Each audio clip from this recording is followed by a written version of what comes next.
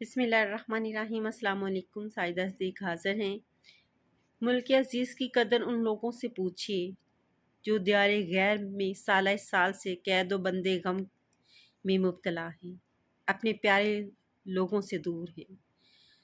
پاکستان اپنے جغرافیائی اعتبار سے وہ ملک ہے جس میں چاروں موسم اپنی پوری آب و تاب سے آتے ہیں۔ زرعی اعتبار سے وہ ملک ہے جس میں تمام فصلیں اور اناج تسلسل سے پیدا ہوتے ہیں۔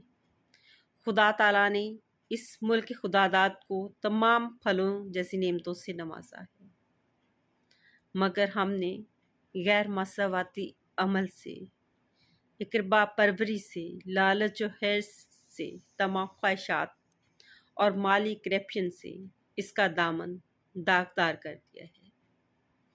بقول ڈاکٹر کلیم عاجز، دامن پر کوئی چھینٹ نہ خنجر پر کوئی داغ،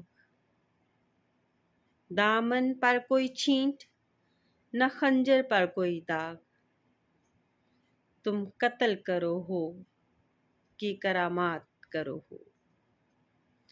اپنی نسلوں کی آبیاری اور ان کی تربیت کے لیے ضروری ہے کہ انہیں صراط مستقیم دیا جائے، انہیں عملی نمونہ دیا جائے، انہیں مذہبی پلیٹ فارم دیا جائے، انہیں ایمانداری کی فکر، مساوات سے آگاہی دی جائے، انہیں اچھا شہری اور ذمہ دار فرد بننے کی ترغیب دی جائے۔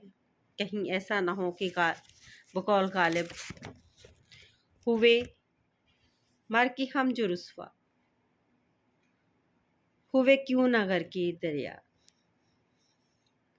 ہوئے مر کے ہم جو رسوا، ہوئے کیوں نہ غر کے دریا، نہ کبھی جنازہ اٹھتا، نہ کہیں مزار ہوتا۔